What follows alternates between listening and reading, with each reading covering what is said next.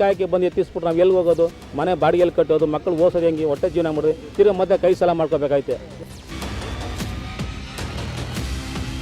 ಬೇರೆ ಕಡೆ shift ಆಗೋಕ್ಕಾಗಲ್ಲ sir, ಇಲ್ಲೇ ಕೊಡಬೇಕು ಜಾಗನ ನಮಗೆ.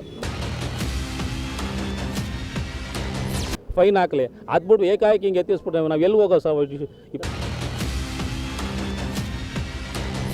ಈ ಮೋರು ಮಾಲು ಅಲ್ಲೆಲ್ಲ ತಗೊಳ್ಳೋದಕ್ಕಿಂತ ಸರ್ ನಮ್ಮ ಫುಟ್ಪಾತಲ್ಲಿ ಸಾಮಾನುಗಳು ತಗೋತಾರಲ್ಲ ಸರ್, ನಮ್ಮ ಸಾಮಾನ್ಯ ಜನರಿಗೂ ಸರ್ ನಮ್ಮಿಂದ ಉಪಯೋಗ ಇದೆ ಸರ್.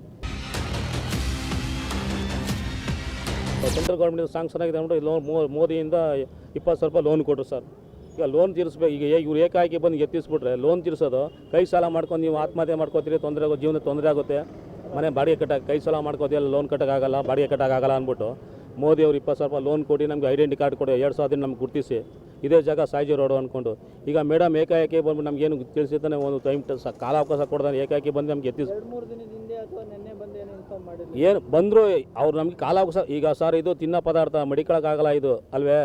ಇವತ್ತು ಮಡಿಕೊಂಡು ನಾಳೆ ಎಲ್ಲ ಹೊಂಟೋಗ್ಬಿಡ್ತದೆ ತಿನ್ನೋ ಪದಾರ್ಥ. ಒಂದು 2-3 ದಿನ ಕಾಲ ಹಾಕೋ ಹಿಂಗೆ ಆರ್ಡ್ರ್ ಆಗಿದೆ ಅಂತ ಒಂದು 3 ದಿನ ಟೈಮ್ ಕೊಟ್ಟು ನಮ್ಗೆ ಎತ್ತಿಸ್ಬೇಕು. ನಿನ್ನೆಯಿಂದ ಏಕಾಏಕಿ ಬಂದು ಗೋರ್ಕೊಂಡು ಮಾಲ್ ಗೊರ್ಕೊಬಿಡೋದು, ಪೆನಾಲ್ಟಿನೂ ಹಾಕಲ್ಲ, ಐಟಮ್ ಕೊಡಲ್ಲ ಅಂತ ಹೇಳೋದು, ಬಂದು ಏಕಾಗಿ ಗೋರ್ಕೊಂಡು ಹೋಗ್ಬಿಡ್ಬೋದು, ಎಲ್ಲ ಚೆಲ್ಬಿಡೋದು ಹಣ್ಣುಗಳನ್ನ ಆ ಥರ ಮಾಡ್ತಾರೆ. ಸರ್ ಸಾರ್ವಜನಿಕರಿಗೆ ತೊಂದರೆ ಕೊಡ್ತಿದ್ದೋ ರಸ್ತೆ ಫುಟ್ಪಾತಲ್ಲಿ ಗಾಡಿಗಳು ನಿಲ್ಸ್ಕೊತಾರೆ ಸರ್, ಆಟೋ ಸ್ಟ್ಯಾಂಡ್ ಪಕ್ಕದ ಗಾಡಿಗಳು ನಿಲ್ಸ್ಕೋತಾರೆ, ಅವರು ತೊಂದರೆ ಕೊಡ್ತಿರೋದು. ಒಂದು ಗಾಡಿ ನಿಂತ್ಕೊಂಡು 4 ಅಡಿ 5 ಅಡಿ ಜಾಗ ಬೇಕು, ನಾವು 3 ಅಡಿ 2 ಅಡಿ ಮುಂದಕ್ಕೆ ಹೋಗೋದೇ ಇಲ್ಲ, ಸಾರ್ವಜನಿಕ ತೊಂದರೆ ಕೊಡಲ್ಲ. ಇನ್ನು ನಾವು ಈ ಹತ್ರಗಳು ನಮ್ಮ ಹೊಟ್ಟೆ ನಮ್ಗೆ ಗೊತ್ತಿಲ್ವೇ? ಸಾರ್ವಜನಿಕ ತೊಂದರೆ ಕೊಟ್ಟರೆ ನಮ್ಗೆ ತೊಂದರೆ ಆಗುತ್ತೆ, ನಮ್ಗೆ ಹೊಟ್ಟೆ ಪಡ್ಕೊ ತೊಂದರೆ ಆಗುತ್ತೆ, ನಾವು ಇನ್ನೂ ಹಿಂದಕ್ಕೆ ಕೇಳ್ಕೊತೀವಿ. ಅದು ಬಿಟ್ಬಿಟ್ಟು ಅವ್ರು ಈಗ ಬರೀ ಸಾಯಿಜಿ ರೋಡ್ ಮಾತ್ರ ಈ ಮಾರ್ಕೆಟ್ ಒಳಗೆ ಹೊರಗಡೆ ವ್ಯಾಪಾರ ಮಾಡೋರು ಮಾತ್ರ ಎತ್ತಿಸೋದಾ ಸರ್? ಮುಂದೆ ಕಟ್ಟೆ ಮೇಲೆ ಒಂದು ಕಟ್ಟೆ ಅಂತ ಇದೆ, ಅದ್ರ ಮೇಲೆ ಕಟ್ಟೆ ಮೇಲೆ ವ್ಯಾಪಾರ ಮಾಡೋಕ್ಕೆ ಒಂದು ಜಾಗ ಕೊಟ್ಟಿದ್ರು. ಅವ್ರಿಗೆ ಭೂಮಿ ತೆರಿಗೆ ಒಂದು ಚೀಟಿ ಕೊಡ್ತಾರೆ, 20 ರೂಪಾಯಿ ಕಟ್ಸ್ಕೋದು. ಅದೇ ನಮಗೆ ಭೂಮಿ ತೆರಿಗೆ ಚೀಟಿ ಕೊಡಿ, ನಮಗೆ ಗುರುತಿನ ಕಾರ್ಡ್ ಕೊಟ್ಟಿದ್ದೀವಿ, ಮೋದಿಯವರು ಲೋನ್ ಕೊಟ್ಟಿದ್ರು. ಎಲ್ಲ ಬ್ಯಾಂಕಲ್ಲಿ ಕಾರ್ಪೊರೇಷನ್ ಜಮುನಾ ಮೇಡಮ್ ಅಂತ ಕಾರ್ಪೊರೇಷನಿಂದ ಬಿಲ್ ತೊಗೊಂಡು ಕಾರ್ಡ್ ಕೊಟ್ಟಿದ್ದಾರೆ, ನಮ್ಗೆ ಆಧಾರ್ ಕಾರ್ಡ್ ಪ್ರೂಫ್ ಕೊಟ್ಟಿದ್ದೀವಿ, ಬ್ಯಾಂಕ್ ಲೋನ್ ಕೊಟ್ಟಿದ್ದೀವಿ, ಎಲ್ಲ ಪ್ರತಿಯೊಂದು ಕೊಟ್ಟಿದ್ದೀವಿ. ಈಗ ಅವ್ರು 20,000 ಲೋನ್ ಕೊಟ್ಬಿಟ್ಟು ನಮಗೆ ಗುರುತಿನ ಕಾರ್ಡ್ ಕೊಟ್ಬಿಟ್ಟು ಏಕಾಏಕಿ ಬಂದು ಎತ್ತಿಸ್ಬಿಟ್ರೆ ನಾವು ಎಲ್ಲಿ ಹೋಗೋದು? ಮನೆ ಬಾಡಿಗೆಲ್ಲಿ ಕಟ್ಟೋದು, ಮಕ್ಕಳು ಓಸೋದು ಹೆಂಗೆ? ಹೊಟ್ಟೆ ಜೀವನ ಮಾಡಿದ್ರೆ ತಿರ್ಗಿ ಮತ್ತೆ ಕೈ ಸಾಲ ಮಾಡ್ಕೋಬೇಕಾಯ್ತೆ. ಒಟ್ಟು 3 ದಿನ. ನಾಳೆನೋ ಪೊಲೀಸ್ ಪವರ್ ತೊಗೊಂಡು ಬರ್ತೀನಿ ನಾನು, ಇಷ್ಟೊಂದು ನೀವು ಗಲಾಟೆ ಪೊಲೀಸ್ ಪವರ್ ತೊಗೊಂಡು ಬರ್ತೀನಿ ನಾನು ಅಂದ್ಬಿಟ್ಟು ಹೋಗಿದ್ದಾರೆ ಸರ್. ನಮ್ಮ ನಿಲುವು ಏನು ಗೊತ್ತಾ ಸರ್? ನಮಗೆ ಎಲ್ಲಿ ವ್ಯಾಪಾರ ಅಲ್ಲಿ ನಮಗೆ ಜಾಗ ಕೊಡಬೇಕು.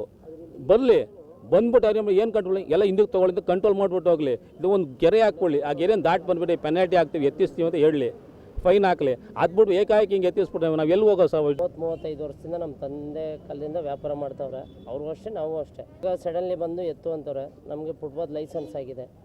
ಮತ್ತು ಆ ಕಡೆ ಲೈನ್ ಅವ್ರಿಗೆಲ್ಲ ಕಲ್ ಮೇಲೆ ನಮ್ಮ ಚಿನ್ನರಾಯ ಸಾಹೇಬರು ಮೇಯರ್ ಆಗಿದ್ದರು, ಅವಾಗ ಆ ಕಡೆಯವ್ರಿಗೆಲ್ಲ 20 ರೂಪಾಯಿ ಚೀಟಿ ಹರಿದ್ಬಿಟ್ಟು ಈ ಕಡೆಯವ್ರಿಗೆಲ್ಲ ಪರ್ಮನೆಂಟ್ ಜಾಗ ಅಂದ್ಬಿಟ್ಟು ಮಾಡಿದ್ರು. ಅದರಿಂದ ಅವ್ರು ತೆರವುಗೊಳಿಸ್ಬಿಟ್ರೆ ನಮ್ಗೆ ಭಾಳ ತೊಂದರೆ ಆಗುತ್ತೆ ಸರ್.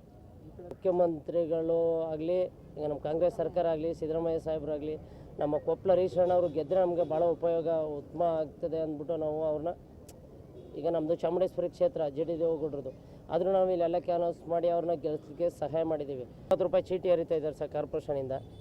ಚಿಕ್ಕಡಿಯರದಿಂದ ಈ ಕಡೆ ಸರ್ ಒಂದು ಲೈನ್ ಇದೆ, ಅದೇ ಲೈನ್ ಥರ ನಮಗೂ 20 ರೂಪಾಯಿ ಚೀಟಿ ಹರೋ ಥರ ನಾವು ಸರ್ 30 ವರ್ಷದಿಂದ ಇದ್ದೀವಿ. ಅರ್ಧ ಜಾಗ ಅಲ್ಲಿ ಸಿಕ್ತು, ಅರ್ಧ ಜನಕ್ಕೆ ಸಾಲ ತೀರಿಸ್ಬೇಕಲ್ಲ ಸರ್.